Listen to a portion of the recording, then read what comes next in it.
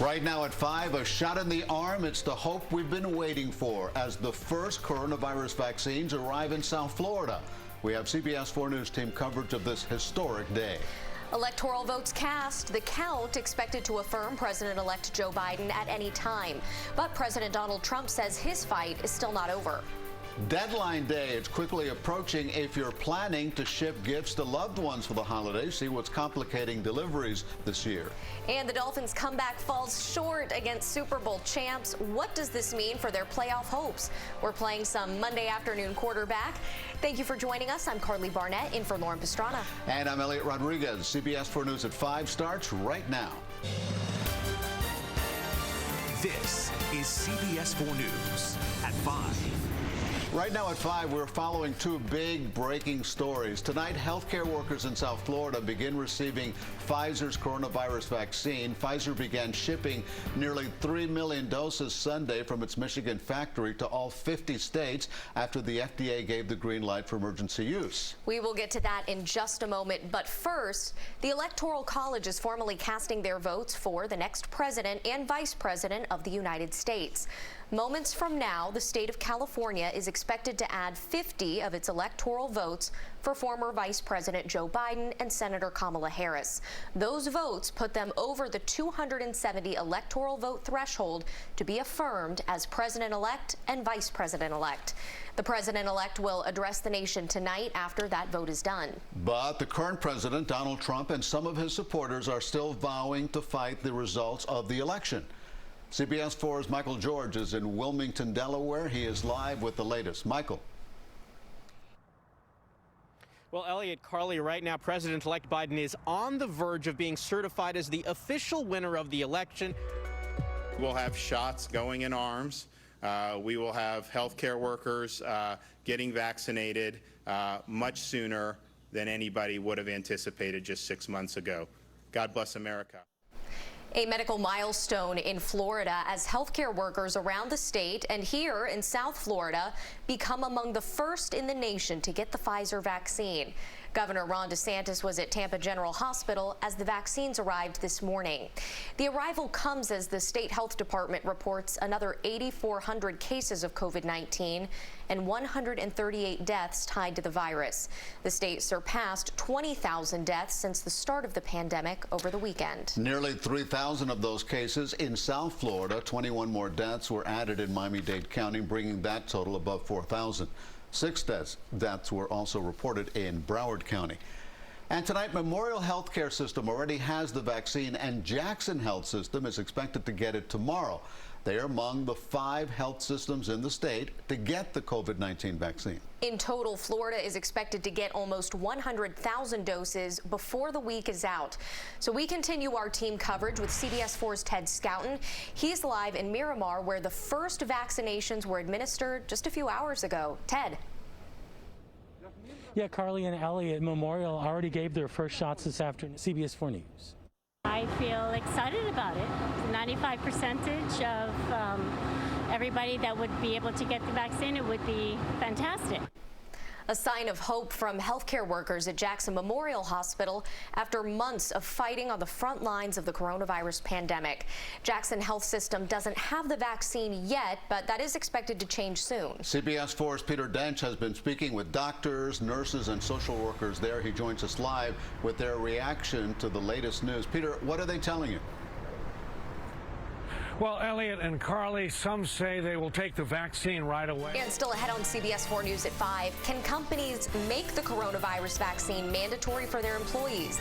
A potential answer to the question many across South Florida are asking. It's all new at 5:30. And passengers on a plane getting quite the startle when a man climbs onto the wing, and it's all caught on camera. Welcome back. In news across America, terrifying moments outside of a cathedral in New York City when a man began firing a gun at the end of a Christmas choral concert. This happened yesterday at the Cathedral of St. John the Divine in Manhattan. Police say the concert had just ended and people were leaving when the shots were heard, sending people running for their lives.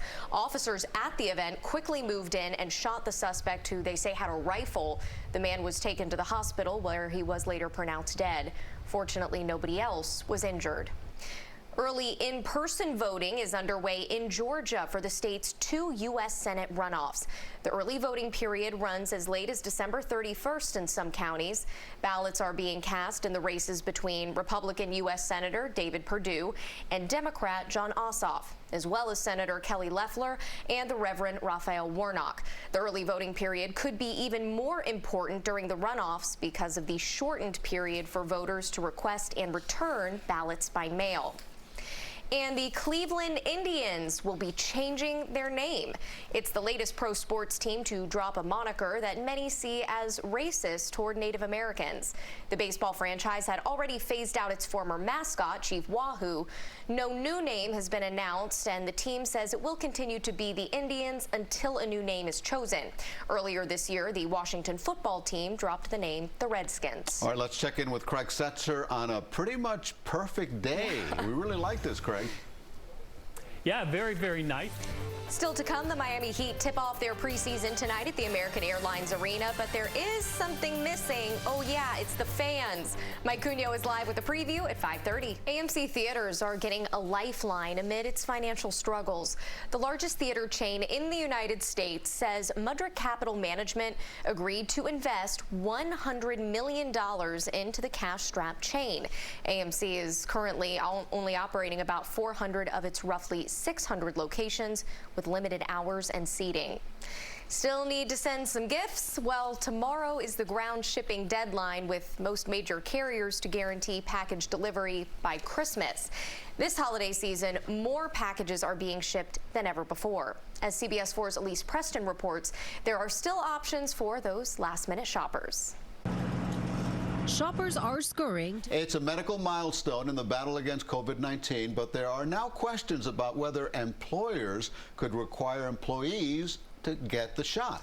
CBS 4's Hank Tester joins us from Miami with what legal experts are saying about that. He continues our team coverage. The long-awaited and hope-filled arrival.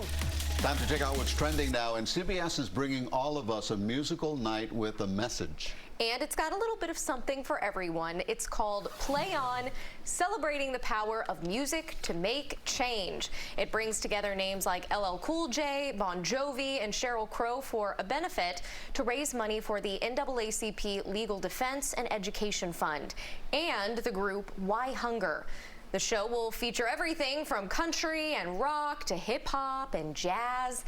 Catch Play On tomorrow night at 8, and it's only here on CBS 4. All right, I hate to disappoint fans out there, but Keeping Up with the Kardashians will soon require a Hulu subscription. Who knew? The reality TV superstars inked a multi-year deal with the streaming service last week. The deal, first announced Thursday, is still trending on social media as the fans try to guess what the famous family is up to now. The project is set to debut sometime next year. They announced that Keeping Up with the Kardashians would end after this season. Dolly Parton has done a lot of good deeds recently, but this one may top the list. She saved her young co-star from being hit by a car. 9-year-old Talia Hill starred with Parton in the Netflix holiday movie called Dolly Parton's Christmas on the Square. She says she was walking back to her position when a car came toward her. She said Parton pulled her back, saving her from being hit. Parton just so happens to play an angel in the movie they were shooting. The country music legend has also raised money for wildfire victims, helped get books to preschool children, and fund research for a coronavirus vaccine. Dolly's been busy. And that's it. We need to have an official federal holiday, Dolly Parton Day. I will be behind that 100%. Absolutely. A Nobel Prize, something for her. She's so wonderful. There are always great videos and stories to see online. Check out more of what's trending on Twitter, Instagram, Facebook, and cbsmiami.com/webextra. Getting back to the coronavirus pandemic, millions of healthcare workers are getting their first doses of the Pfizer vaccine, including right here in South Florida. Joining us now is CBS News medical contributor, Dr. David Agus. Dr. Agus, we appreciate you being with us this evening. So let's get right into it. One of the questions I hear a lot, how do we know these vaccines are safe and not just being rushed? It's a great question. I mean, so these vaccines were built on literally decades of medical research. They were not rushed. In every vaccine trial, the side effects are seen in the first several weeks, and we now have almost 6 months of data with many of these vaccines showing safety with no real adverse events after the first day or two of, pain at the injection site, fever, chills, fatigue, all gone after 24 to 48 hours. So remarkably safe. I don't think they're rushed, and the efficacy is amazing, blocking hospitalization if you get the virus, almost 100%. Now, of course, the Pfizer vaccine is the one that has been shipped out, but of course there have been several other vaccine trials, including the Moderna vaccine here in South Florida. So is there really any difference between these vaccines? Is that going to affect how somebody chooses what they get? Well, when there are multiple vaccines out with Moderna and AstraZeneca, you'll have a choice of where to go to get your vaccine and get either one. The bottom line is they all work, they all block you from getting very ill with the virus, and they are all the same degree of safety. So myself, I'm going to get whichever one I am offered first, and I think everybody should. A day sooner vaccinated means a day sooner not having to worry about the virus and get sick or infect others. Dr. Agus, we appreciate your time this evening and your insight. Of course, there are a lot of questions about this vaccine, but I do think it provides some much needed hope right now. Thank you so much. A young aspiring singer got a shot at his dream when a famous Grammy-winning recording artist discovered him while he was selling Christmas trees. Now, years later, he is well on his way. CBS 4's Lisa Petrillo has this moving story. Corey Burns has been hauling Christmas trees for News. Oh, Betty Wright was such a South Florida treasure, and now this young man's voice continues her legacy. So good to see. How she paid it forward and invested in him, and I'm glad Lisa brought it up because I was going to say he needs to record a Christmas album. Absolutely. After all this. Yes, with those Christmas trees behind him. Yes. That's CBS 4 News at 5:30. Here's what's next on CBS 4 News at 6. The COVID-19 vaccine has finally arrived in South Florida. We have team coverage and speak to local health experts on this historic day. Florida's Electoral College certifies the election today for President Joe Biden. We'll take a look at those who casted their votes. And Christmas will come early to some South Florida families thanks to the Salvation Army. See how they're brightening the holidays? CBS 4 News at 6 starts right now. This is CBS 4 News at 6. It was actually better than when I got the flu shot.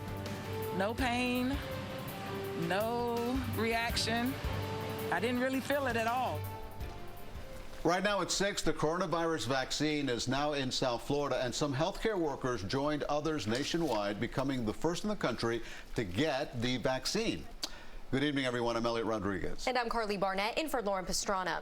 After months of waiting, today we saw the first tangible sign of hope. Yeah, we began our team coverage with CBS 4's Ted Scouten, who is live in Miramar, where the first doses were administered several hours ago. Ted.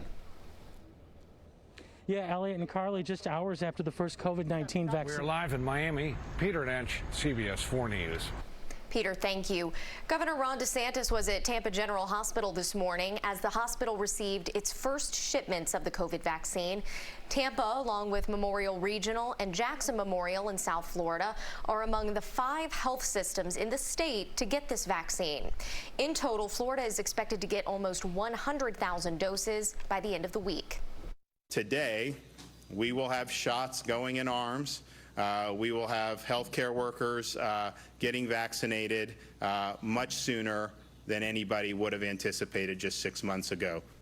After the governor's press conference, the first healthcare worker was given the vaccine at Tampa General Hospital. Now to the developing story on the presidential transition. President-elect Joe Biden has officially crossed the 270 vote threshold as members of the Electoral College in California put him over the top, affirming he won the presidential election. He will address the nation tonight, but President Donald Trump and his supporters are still vowing to fight the election results. CBS 4's Michael George joins us live from Wilmington, Delaware with the latest. Michael. Well, Carly, it was just about 30 minutes ago. Today was a milestone day in the coronavirus pandemic for Baptist Hospital. They discharged their 2,000th coronavirus patient today. 63-year-old Andre Sweeting was sent home in style. Doctors, nurses, and Baptist Hospital staff lined up to send him home just in time for the holidays. It's been a rough couple of weeks for this family as 4 members were infected and hospitalized for COVID-19. We just praise God that everyone is doing good. And we want to thank the staff of Baptist Hospital for giving them the treatment they've needed to overcome this disease. Baptist has discharged more than 8,000 coronavirus patients system-wide. Well, the CBS Evening News with Nora O'Donnell is next. And don't forget, you can always watch our newscast streaming live on CBSMiami.com. And we are back in half an hour with CBS 4 News at 7. See you then.